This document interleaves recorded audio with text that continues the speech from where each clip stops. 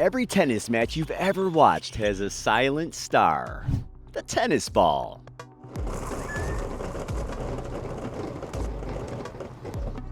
It's swift, durable, and always reliable.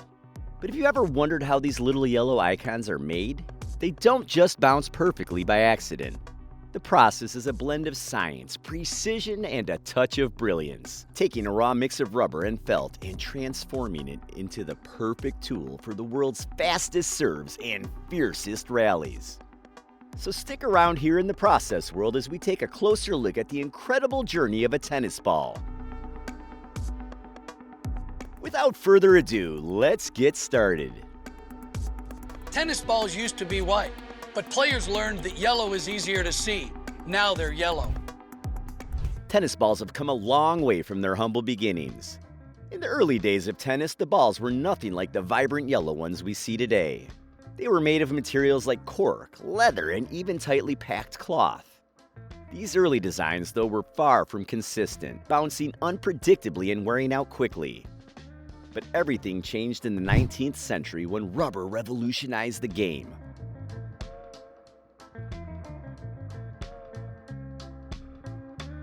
Vulcanized rubber, invented by Charles Goodyear, brought durability and a more uniform bounce, laying the groundwork for the modern tennis ball.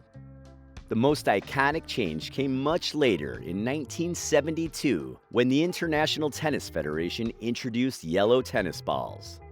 The reason? Visibility.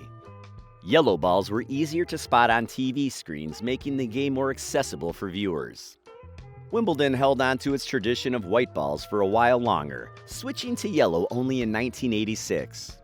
Over time, innovations in materials, including the addition of felt, improved the ball's durability and performance.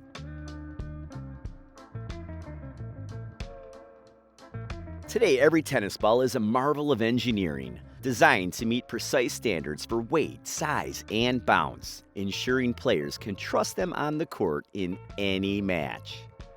But how exactly are they made?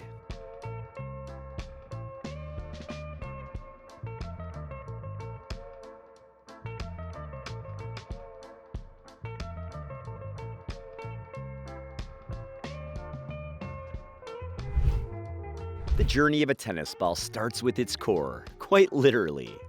Every ball's core is a carefully crafted rubber combination composed of synthetic and natural elements. This mix provides the ball the ideal elasticity and durability balance. The rubber is prepared through a process whereby it is kneaded and ground under strong rollers.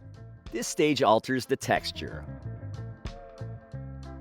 giving the rubber enough strength to resist the great impact it will experience during a game. Once the rubber is finished, it's formed into tiny, precisely measured plugs to guarantee consistency. The hollow core of the ball is built from these plugs. Hence, even at this early stage, accuracy is absolutely important. Before advancing to the next stage, every plug has to satisfy certain weight and size requirements. After the rubber plugs are prepared, the next step is to mold them into the hollow core of the tennis ball.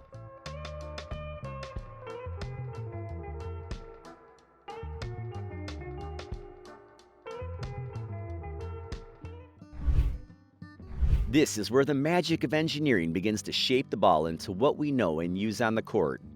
Each plug is placed into a mold and subjected to intense heat and pressure in a process called vulcanization. This step transforms the rubber into a durable shell, ensuring it can withstand the rigorous impacts it will endure during play. To create the hollow center, two molded rubber half shells are joined together. But it's not as simple as just gluing them. Before the halves are sealed, pressurized air is injected into the core. This air pressure is what gives the ball its perfect bounce. Once sealed, the rubber core is thoroughly inspected to make sure it meets strict standards. This process might sound straightforward, but it's this level of precision that makes the tennis ball perform so flawlessly on the court. With the core of the tennis ball molded and sealed, the next step is all about getting it ready for its outer layer.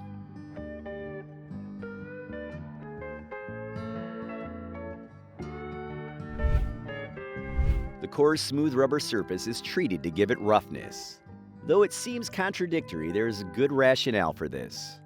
A rough surface guarantees the ideal basis for the felt covering to stick securely, so preserving it throughout fast impacts and vigorous action.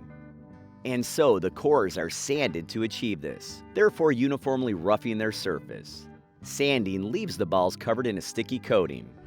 This glue guarantees a solid link between the core and the felt covering to be applied subsequently. The balls tumble through a glue bath in a spinning drum as the adhesive is laid there. This last stage of their metamorphosis gets them ready by uniformly coating them. Now that the surface is ready, the ball is set for its defining characteristics, the felt cover.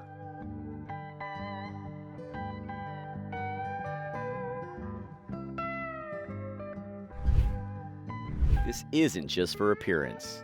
The way the ball performs during a game depends much on the felt. It guarantees endurance over several courts, improves grip, and regulates spin.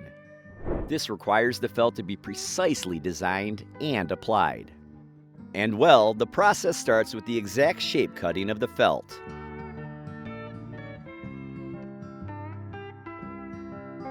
Their unique dumbbell-like form makes many people refer to these works as dog bones.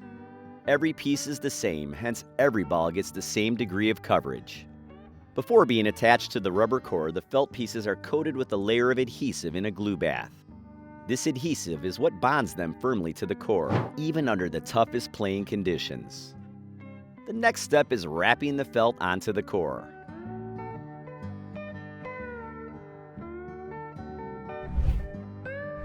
This can be done by hand or by machine.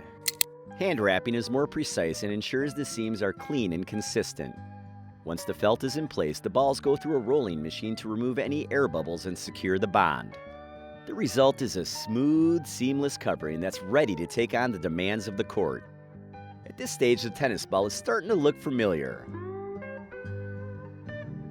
But it's not quite ready yet. There's still one more step to ensure the felt covering is bonded perfectly, and the ball performs flawlessly in every serve, rally, and match.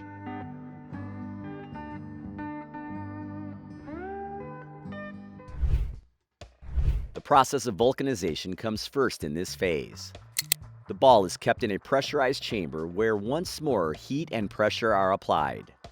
This stage bonds the felt to the rubber core firmly and lastingly. Whether from high-speed serves or the rough texture of a tennis court, the ultimate effect is a surface that can withstand the continuous battering it will encounter during matches. Once vulcanization is finished, the balls go into a steaming machine. This stage gets the felt ready, therefore improving its durability and texture. Apart from fluffs the felt, the steam treatment guarantees the covering is ready to provide the ideal combination of grip and spin during gameplay, thereby giving the ball its familiar appearance. They are assembled, but the journey isn't over. Here is where the last inspections take front stage to ensure every ball satisfies the strict requirements both for fans and players.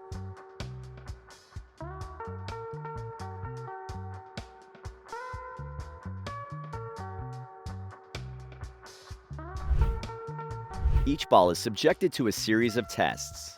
The first checks for size and weight, ensuring the ball falls within precise measurements set by international standards. Then comes the bounce test, perhaps the most critical aspect. The ball is dropped from a specific height and its rebound is measured. Too little or too much bounce and the ball is rejected. The pressure inside the ball is also carefully monitored, as it directly impacts how it performs during a game. The felt covering is also inspected for consistency. The seams need to be smooth and even, and the texture must provide the right grip and durability. Any irregularities, whether in the felt or the rubber core, could affect the ball's aerodynamics and overall performance. Afterwards, they are ready for packaging.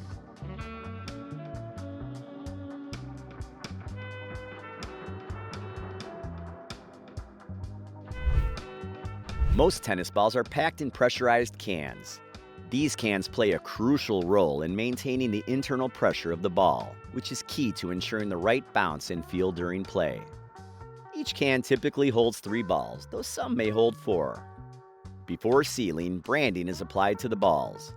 Logos and other markings are printed with precision to ensure that they're both durable and visibly clear. This step is done carefully to avoid any impact on the ball's surface or performance. Once the balls are packed in their cans, the packaging bears information on the kind of ball. Professional use, leisure play, or particular venues like high-altitude courts. These labels also show the brand, batch number, and other identifying codes. And that's it. So now that you know the incredible journey of a tennis ball, there's something to think about. With all the science, precision, and craftsmanship that goes into making them, could these little yellow spheres be the most overlooked engineering marvel in sports? Let us know what you think. You can also leave a like, subscribe to the channel, and turn on the notification bell for more amazing videos like this one.